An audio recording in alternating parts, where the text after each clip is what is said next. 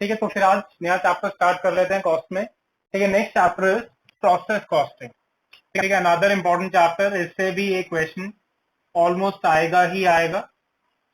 Calculation of total cost in making a product when it passes through different process. ठीक है, मुझे total cost calculate करनी है given product की। Costing में यही करते आए हैं, टोटल कॉस्ट की कैलकुलेशन करते आए हैं। किस तरह से, अगर एक प्रोडक्ट की हम बात कर रहे हैं जो डिफरेंट प्रोसेस से होते हुए बनाया जाता है, तो हर प्रोसेस में क्या खर्चा लगेगा, ठीक है, क्या लॉसेस होंगे, उन सबको ध्यान में रखते हुए यहाँ मुझे कैलकुलेशन करनी है।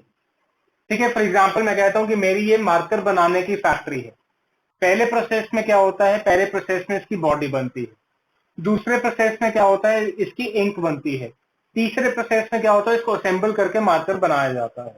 तो मैं प्रोसेस वाइज अगर अपनी कॉस्टिंग करना चाहता हूं कि पहले प्रोसेस में क्या खर्चा लगा, दूसरे में क्या खर्चा लगा, तीसरे में क्या खर्चा लगा, तो ये जो हम कॉस्टिंग का मेथड अप्लाई करते हैं प्रोसेस वाइज कॉस्ट की कैलकुलेशन के लिए, this method is known as the process cost. इसमें जो हमने फर्स्ट टॉपिक यहाँ पर कवर करना है इस चैप्टर में, topic number 1, that is the simple process. ठीक है, simple process means when the output of any process is transferred to the next process at its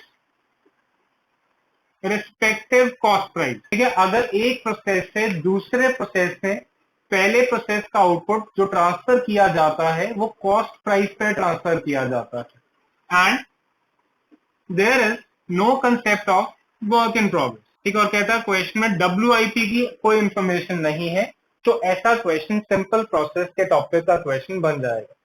ठीक है, पेपर में ये नहीं दिया होगा कि this is a question of simple process, तो इसको सॉल्व कर दीजिए। तो कैसे पता लगेगा कि गिवन क्वेश्चन सिंपल प्रोसेस का है?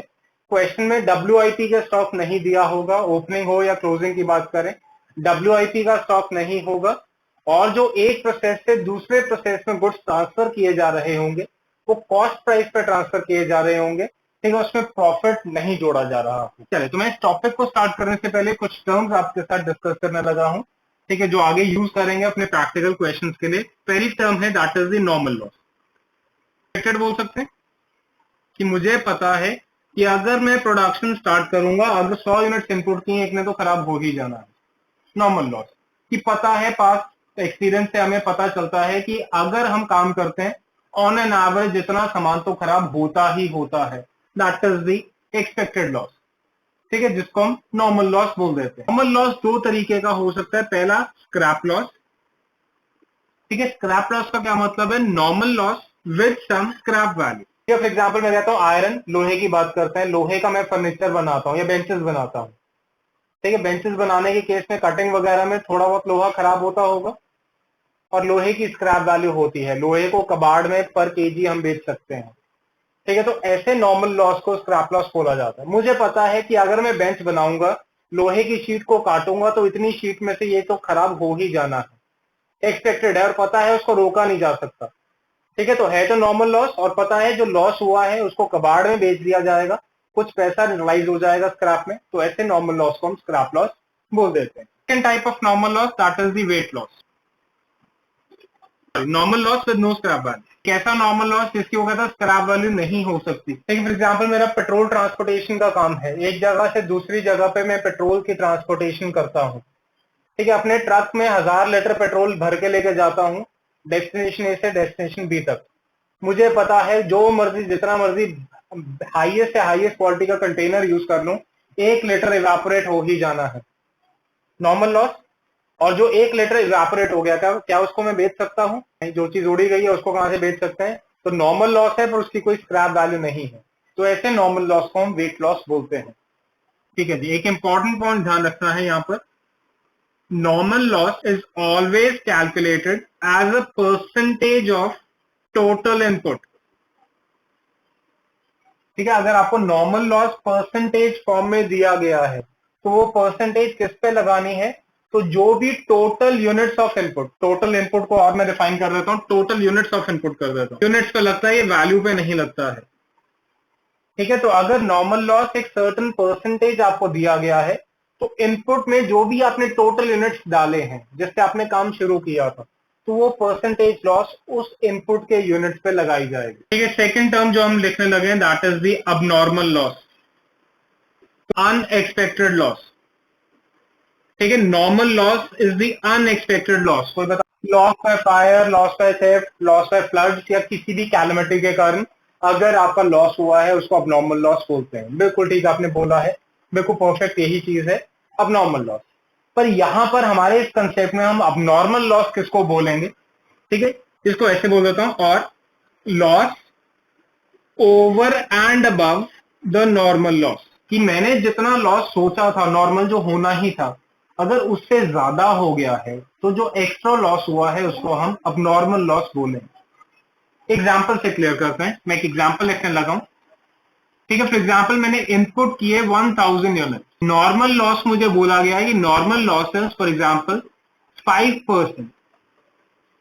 ठीक है, और मेरा आउटपुट जो है, आउटपुट इज से फॉर एग्जाम्पल 930 यूनिट। ठीक है, तो अब देखते हैं क्या कोई अबनॉर्मल लॉस हुआ या नहीं हुआ। ठीक है, तो अभी हमने डिस्कस किया कि अगर इनपुट आपको यूनिट्स में दिया है तो इनपुट 1000 यूनिट्स है, और नॉर्मल लॉस अगर परसेंटेज में दी जाती है तो वो परसेंटेज किसके ऊपर लगाते हैं? टोटल यूनिट्स ऑफ इनपुट पे लगाते हैं। तो नॉर्मल लॉस इस पे लगाते हैं, अप्लाई करते हैं। तो 1000 यूनिट्स इनपुट किए थे, 5% सोचा था लॉस होगा, तो इसका मतलब 50 यूनिट्स एक्सपेक्टेड है कि खराब हो जाएंगे। तो मेरा एक्सपेक्टेड आउटपुट कितना होना चाहिए? 950 यूनिट्स, पर हमारा एक्चुअल आउटपुट कितना है? 930 यूनिट्स का है। तो इसका मतलब है 20 यूनिट्स मेरे और खराब हो गए हैं। तो ये जो 20 यूनिट्स और खराब हुए हैं इसको हम अबनॉर्मल लॉस बोल रहे हैं। ठीक है, लास्ट हमारा जो इसमें टर्म है जो हमने यूज करनी है दैट इज अबनॉर्मल गेन। ठीक है, इसको क्या लिखते हैं? When the amount of loss या when the actual loss is less than the normal loss, कि जितना लॉस सोचा था उतना भी नहीं हुआ, तो जितने यूनिट्स लॉस होने से बचा लिया उसको अब नॉर्मल गेन बोल देंगे। फॉर एग्जाम्पल सेम क्वेश्चन होता तो मेरा आउटपुट होता सिर्फ एग्जाम्पल 960 यूनिट्स, तो मेरे अकॉर्डिंग कितने यूनिट्स बनने चाहिए थे? 950 बनने चाहिए थे नॉर्मल लॉस के बाद, पर मेरी लेबर ने इतनी एफिशिएंसी दिखाई, उन्होंने 960 यूनिट बना दिए। 10 यूनिट्स उन्होंने खराब होने से बचा लिए। तो ये जो 10 यूनिट्स खराब होने से बचा लिए इसको हम बोल देंगे अब नॉर्मल गेन।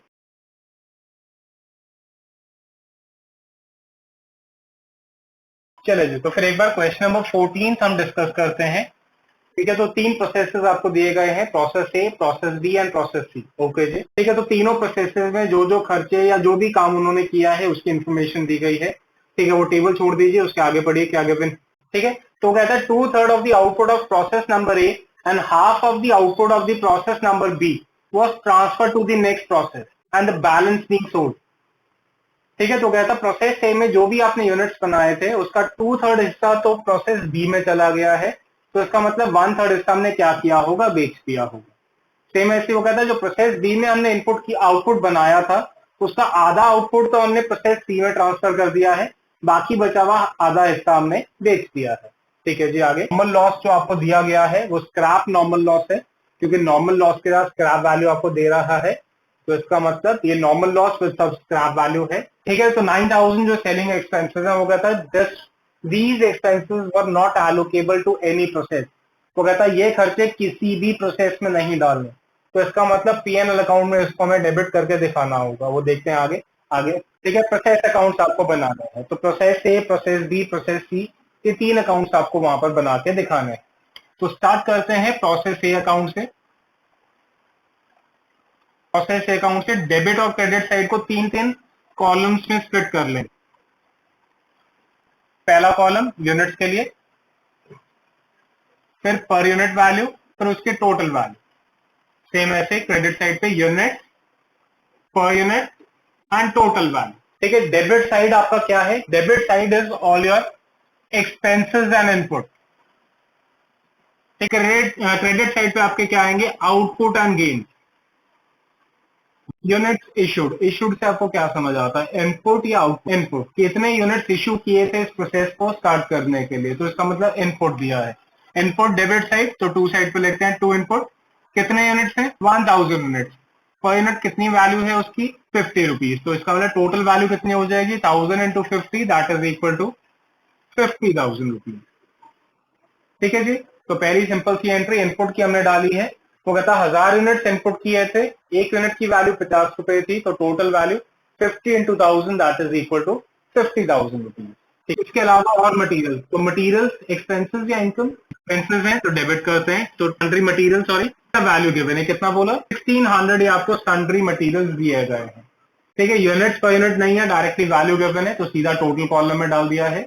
ठीक है जी, अगली चीज पढ़िए क्या गिवन है, गिवन है लेबर दोबारा से खर्चा, लेबर के तो यूनिट्स होते भी नहीं है, तो लेबर की डायरेक्टली जो वैल्यू गिवन है टोटल कॉलम में डालते हैं, क्या है 2600। ओके जी, अगली चीज पढ़िए क्या है, सेल प्राइस ऑफ आउटपुट, तो अभी आउटपुट देखेंगे तो उसके साथ सेल्स की वैल्यू डालेंगे, तो अभी के लिए स्किप करते हैं, आगे पढ़िए। ठीक है, एक्चुअल आउटपुट दिया है, नॉर्मल लॉस भी दिया था। चले तो सबसे पहले एक चीज कैलकुलेट करते हैं, that is the normal loss. A वाले का बताना कितना था नॉर्मल लॉस, 5%। टोटल इनपुट के यूनिट्स, तो टोटल इनपुट के कितने यूनिट्स हैं, 1000 ही हैं, बाकी कोई इनपुट के यूनिट्स नहीं है, तो 1000 के ऊपर 5% का नॉर्मल लॉस लगाते हैं, तो 50 यूनिट्स मेरे नॉर्मल लॉस के कैलकुलेट हो जाएंगे। इसकी स्क्रैप वैल्यू कितनी थी, 1 रुपी पर यूनिट, तो इसका मतलब 50 रुपए इनसे मुझे इनकम जनरेट हो जाएगी। प्लीज क्वेश्चन के साथ करेंगे क्वेश्चन को तो ज्यादा इजी हो जाएगा। ठीक है, अगर आप बोर्ड को देख के ही कॉपी करते जाएंगे तो हो सकता है कोई चीजें ना समझ आए, तो क्वेश्चन को साथ में रेफरेंस पे लेते हुए चलिए। क्वेश्चन में आउटपुट भी दिया है, कितना है प्रोसेस 1 का आउटपुट, 930 यूनिट्स आपको दिया गया है, पर एक चीज आपको बोला गया था 2/3 वो कहता अगले प्रोसेस में जाएगा, प्रोसेस बी में, और 1/3 उसने बोला था बेच दिया जाएगा। तो 930 का 1/3, इसका मतलब कि आपका हो गया 310 यूनिट्स, वो तो आपको बेचने हैं, और 2/3 हो गया 620 यूनिट्स जो आपको अगले प्रोसेस में ट्रांसफर कर। अगर क्वेश्चन में बेचने की बात कहीं नहीं दी होती तो जो भी आउटपुट होता वो टोटल आउटपुट में प्रोसेस बी में ट्रांसफर कर देता। ठीक है, बेचने की कॉस्ट आपने सेलिंग प्राइस बोली थी, कुछ पढ़ रहे थे, गिवन थी selling price of the good 70 rupees, तो 21,700 सेल प्राइस हो जाएगी। और कुछ गिवन है प्रोसेस 1 से रिलेटेड या प्रोसेस ए से रिलेटेड, नहीं गिवन। ठीक है, तो यूनिट्स कॉलम को बैलेंस करते हैं, तो देखें क्या ये बैलेंस होता है, 1000 और इधर है 980, तो 20 यूनिट्स यहाँ पर बचते हैं। तो अगर बाय साइड पे आपका बैलेंसिंग फिगर आता है यूनिट्स में, तो वो बैलेंसिंग फिगर होता है अब नॉर्मल लॉस। ठीक है, तो यहाँ सेलिंग एक्सपेंसेस उसने बोला not allocable to any process, तो मैंने किसी भी प्रोसेस में नहीं डालना। ठीक है, तो अब normal loss balancing figure by side पे आएगा यूनिट्स का, अब नॉर्मल गेन टू साइड पे आएगा। ये तो सिंपल सी चीज, दिमाग नहीं लगाना, बैलेंसिंग फिगर में डाल देना। नहीं तो अब नॉर्मल लॉस कैसे हुआ, 1000 यूनिट्स हमने इनपुट किए थे, 50 सोचे थे खराब होंगे, तो मेरे अकॉर्डिंग 950 यूनिट्स बनने चाहिए थे, बने कितने 930, तो इसका मतलब 20 यूनिट्स और खराब हुए हैं, दैट इज द अब नॉर्मल लॉस। 930 से ज्यादा आउटपुट होता, मतलब 950 से ज्यादा आउटपुट होता तो यहाँ पर बैलेंसिंग फिगर आ जाता और वो चीज आपकी बन जाती अब नॉर्मल की। ठीक है, अब इसकी क्या वैल्यू है, इसकी क्या वैल्यू है, ये हमें कैलकुलेट करनी होगी। ठीक है, next important thing in the calculation of cost per unit for units transfer, अब नॉर्मल लॉस एंड अब नॉर्मल गेन। ठीक है, तो इसकी वैल्यू कभी भी क्वेश्चन में गिवन नहीं होगी और ढूंढना नहीं, बस ये चीजें आपको खुद से कैलकुलेट करनी है। ठीक है, जो अगले प्रोसेस में ट्रांसफर हुआ है उसकी वैल्यू, अब नॉर्मल लॉस या अब नॉर्मल गेन आया उसकी वैल्यू। ठीक है, इसके लिए आपने ये कॉस्ट पर यूनिट की कैलकुलेशन करनी, और ये कॉस्ट पर यूनिट का एक छोटा सा फॉर्मूला है जो आपको याद रखना है। ठीक है, तो कॉस्ट पर यूनिट कैसे निकालना है, total expenses on the process. ठीक है, तो total expenses of the given process जिसकी आप कैलकुलेशन कर रहे हैं, minus scrap value of normal loss divided by total units of input minus normal loss units. तो देखें अब टोटल एक्सपेंसेस क्या है, डेबिट साइड का टोटल कर देंगे, टोटल एक्सपेंसेस बन जाएंगे, तो क्या हो जाएगा 50,000 प्लस 1600 प्लस 2600। ठीक है, तो डेबिट साइड में जितने भी खर्चे होंगे सबका टोटल कर देंगे, वो टोटल एक्सपेंसेस बन जाएंगे, minus scrap value of normal loss. Scrap value कितनी है नॉर्मल लॉस की, टोटल स्क्रैप वैल्यू 50 रुपए। इनपुट के यूनिट्स कितने हैं 1000 यूनिट, और नॉर्मल लॉस के कितने यूनिट्स हैं, दैट इज 50 यूनिट। ठीक है, ध्यान रखना है, कई स्टूडेंट्स ये 50 और 50 को कंफ्यूज कर देते हैं। ये 50 स्क्रैप वैल्यू है, बाय चांस वो सेम है इस केस में, और ये जो डिनोमिनेटर में 50 है वो यूनिट, तो 57 रुपीज पर यूनिट ये मेरी कॉस्ट पर यूनिट की वैल्यू निकल जाती है। तो इसको भी 57 से मल्टीप्लाई करेंगे, इसको भी 57 से मल्टीप्लाई करेंगे और फिर हम अपने अकाउंट को बैलेंस करेंगे। देखना जिसको मल्टीप्लाई करें 57 से 35340। एक उसके बाद बैलेंस करते हैं 2 पीएनएल या बाय पीएनएल, फाइनल कॉलम का बैलेंसिंग फिगर यहाँ पर कैलकुलेट हो जाएगा। ठीक है, वेरी इंपॉर्टेंट, एक चीज ध्यान रखना है, ये 2 पीएनएल या बाय पीएनएल ये बैलेंसिंग फिगर तभी आएगा। ठीक है, this balancing figure is only when sales are given. ये चीज तभी कैलकुलेट होगी इस क्वेश्चन में अगर सेल्स इस गिवन प्रोसेस में आपको दी गई होंगी। अगर 930 के 930 यूनिट्स अगले प्रोसेस में ट्रांसफर हो रहे होते तो ये अकाउंट बैलेंस हो जाएगा, इसमें कोई बैलेंसिंग फिगर नहीं आएगा। एक बार बताना क्या बैलेंसिंग फिगर आती है, 4030 आ जाता है। चलिए अब ऐसे ही बनाते हैं प्रोसेस बी अकाउंट। ठीक है, उसको भी 3 हिस्सों में डिवाइड कर, मतलब 3 कॉलम दोनों साइड पे बना देते हैं, डेबिट साइड पे भी क्रेडिट साइड पे भी। ठीक है, सबसे पहली चीज जो प्रोसेस आपने प्रोसेस ए से प्रोसेस बी में ट्रांसफर किया है तो बी के लिए वो इनपुट बन गया, तो 2 साइड पर ट्रांसफर करते हैं। 2 प्रोसेस नंबर ए कितना 620 यूनिट से 57 की उसकी प्राइस हमने कैलकुलेट की थी और टोटल वैल्यू थी 35340। और देखिए इसके बारे में क्या इन्फॉर्मेशन है प्रोसेस बी से रिलेटेड। सन्ड्री मटेरियल्स, मटेरियल्स का मतलब खर्चा है, डेबिट करते हैं। यूनिट्स नहीं है, पर यूनिट नहीं है, सीधा वैल्यू है कितनी 3315। ठीक है, तो सीधा वैल्यू गिवन है, फाइनल कॉलम में डाल दिया। लेबर होगी शायद 8000। ठीक है, तो लेबर भी डायरेक्टली वैल्यू में डालेंगे। उसके बाद नॉर्मल लॉस ढूंढते हैं, क्या क्वेश्चन में नॉर्मल लॉस है 15%, तो बी के लिए यही इनपुट है तो उसके ऊपर ये लॉस अप्लाई कर देते हैं, 93 यूनिट्स आ जाते हैं। कितनी स्क्रैप वैल्यू गिवन है 3 रुपीज पर यूनिट, तो टोटल वैल्यू हो जाएगी 279। इसका आउटपुट कितना दिया है 540 यूनिट से आपको आउटपुट दिया गया है, जिसमें से बोला था हाफ जाएगा प्रोसेस सी में और हाफ हमें बेचना है। तो इसका मतलब 270 यूनिट्स हो जाएंगे प्रोसेस सी में और 270 यूनिट्स को मुझे बेचना है। बेचने की वैल्यू गिवन होगी, हमें खुद से कैलकुलेट नहीं करनी।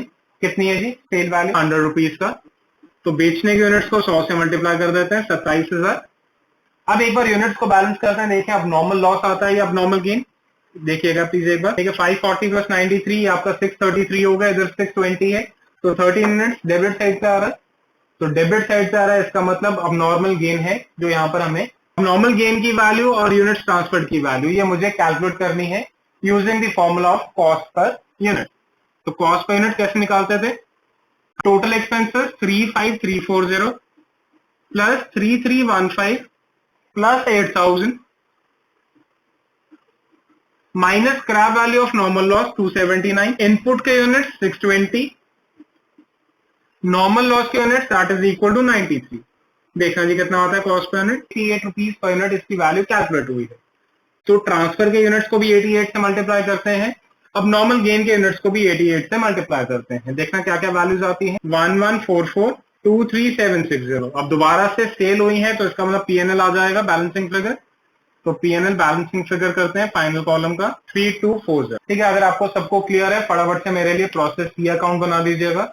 ये प्रोसेस सी में आपने बोला ये आपके अब नॉर्मल लॉस यूनिट्स आ रहे हैं, पहले तो ये आंसर रेक्टिफाई कर लेना, अब नॉर्मल गेन नहीं है, अब नॉर्मल लॉस है। तो सारी कैलकुलेशंस करते हैं तो आप लोग कहते हैं कॉस्ट पर यूनिट आता है दैट इज इक्वल टू 153 और आपका प्रॉफिट एंड लॉस जो बैलेंसिंग फिगर आ रहा है दैट इज इक्वल टू 9870 आ रहा है। ठीक है, तो ये आपके आंसर्स होने चाहिए।